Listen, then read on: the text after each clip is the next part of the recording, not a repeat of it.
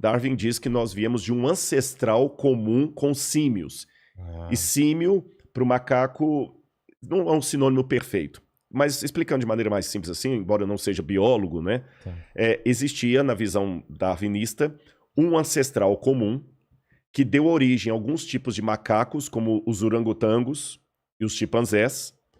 E desse mesmo tronco saiu outro tronco que deu origem ao Ramapithecus, que depois foi evoluindo de Ramapithecus para Homo ergaster, tem vários lá, Australopithecus, até chegar no Homo sapiens e o Homo sapiens sapiens, que é o homem moderno. Então nós somos parentes deles aí.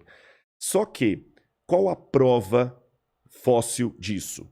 Por exemplo, que os répteis no passado que as aves no passado eram répteis.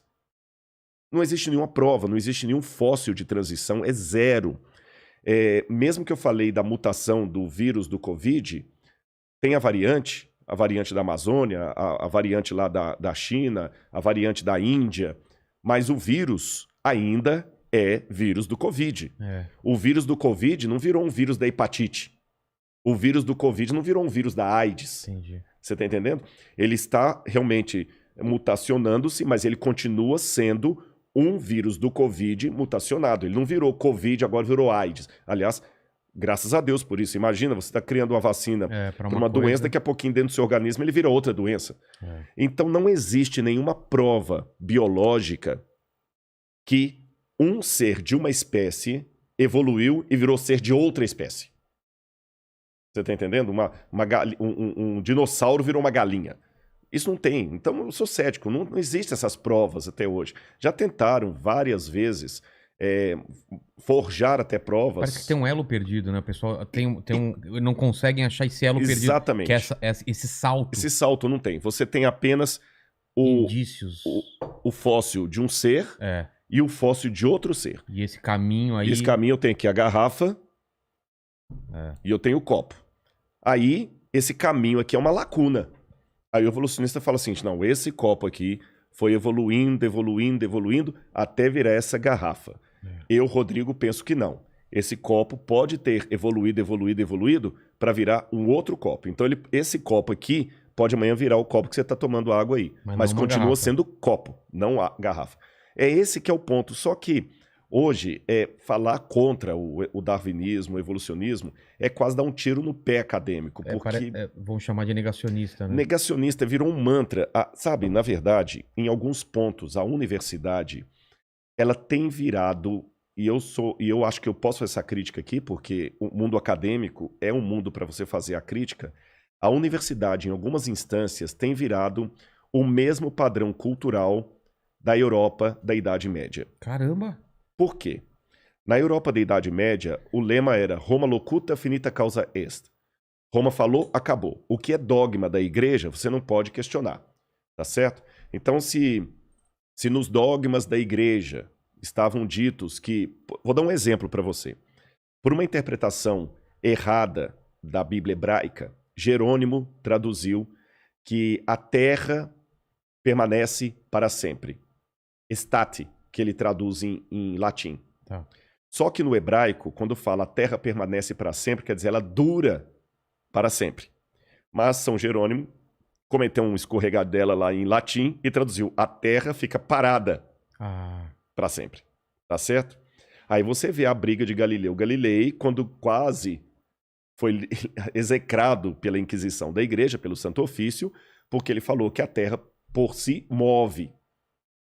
Então, naquela época, você ousar dizer algo contra os dogmas da igreja, você estava cometendo um suicídio intelectual e, ao mesmo tempo, social. Porque não podia falar nada contra excomungado. Não podia falar nada contra o dogma da igreja. Roma locuta, finita causa est. Roma falou, silêncio, shut up, acabou.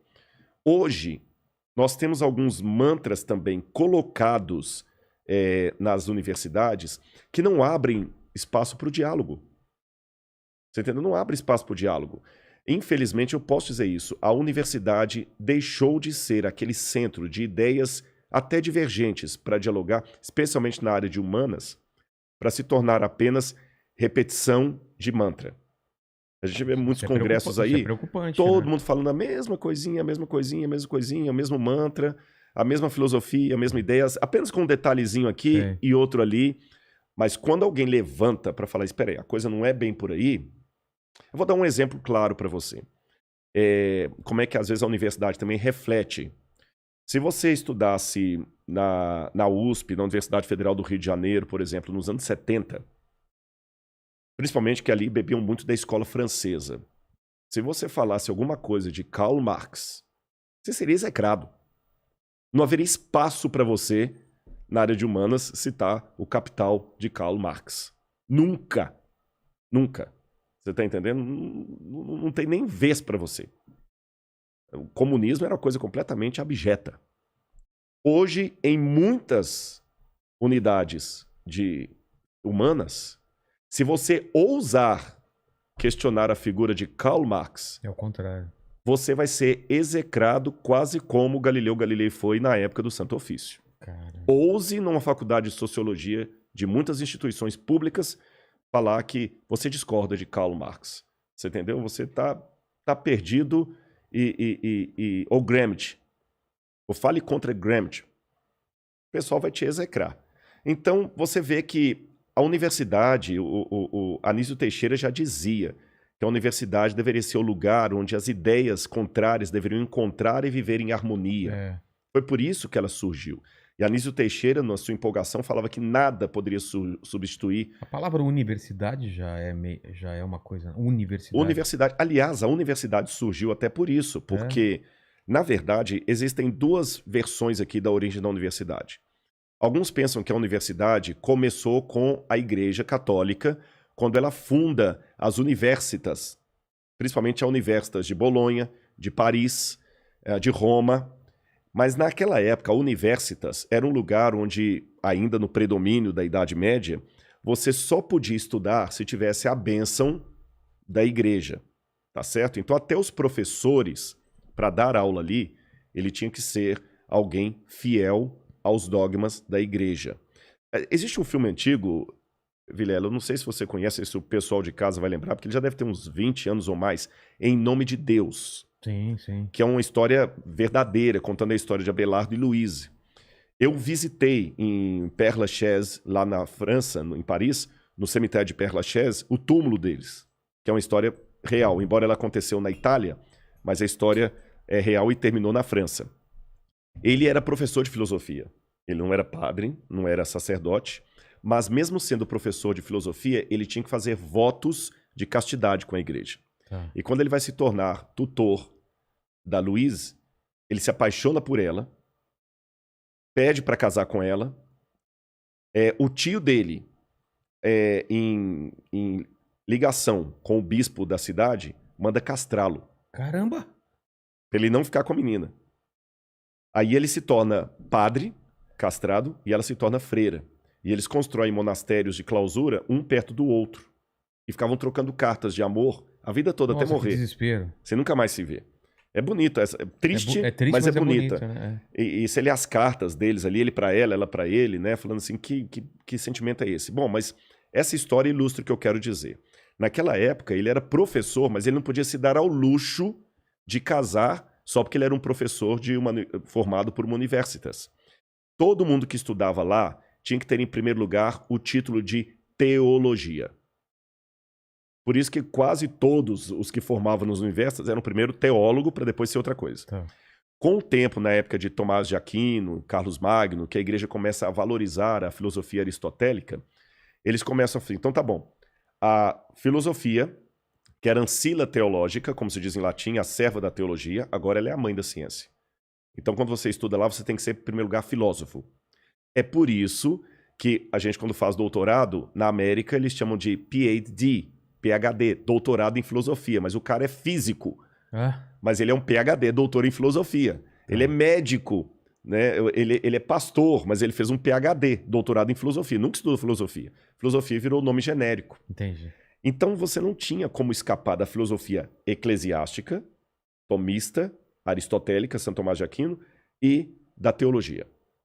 Você não podia nem falar assim, não, então tá bom, então eu desisto de ser professor, eu vou casar com a menina que eu tô... Não. Não tinha essa opção. Não tinha essa opção.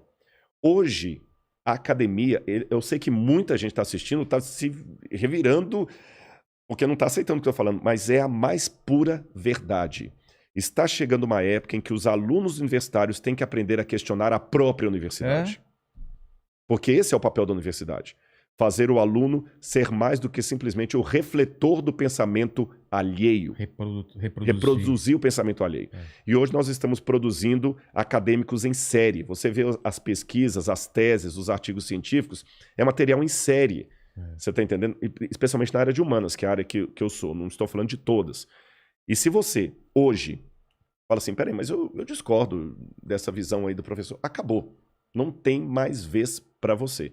Se você não compra as pautas sociais com o discurso que é dito hoje dentro, você está execrado pelos professores, pelo diretório estudantil, você está entendendo? E quem vai fazer mestrado e doutorado sofre muito.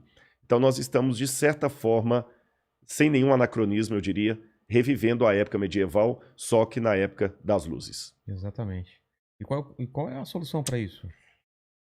Good question. Exatamente, porque a gente está formando mais gente que vai repetir essa mesma coisa.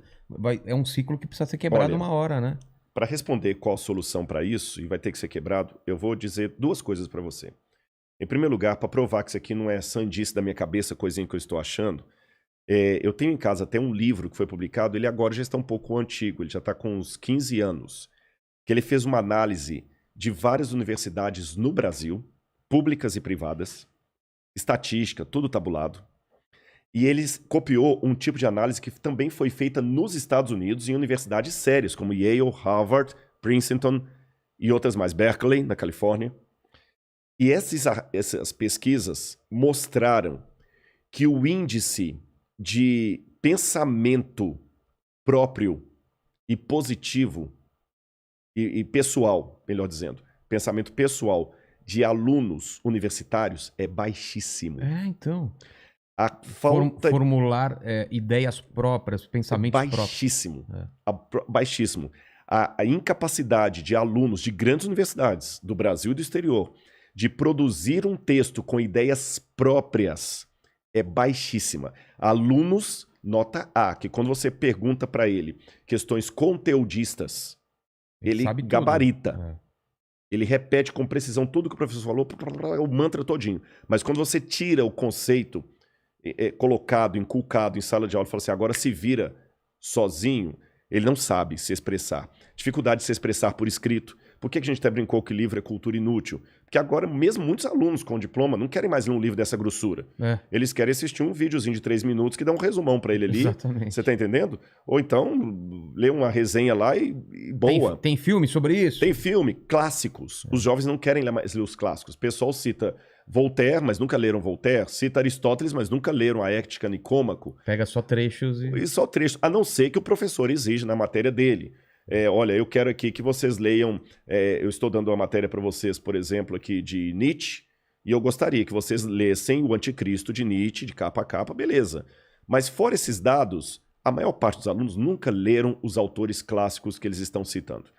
Então, isso está faltando, isso está, assim, verificado de maneira estatística, não é achismo meu.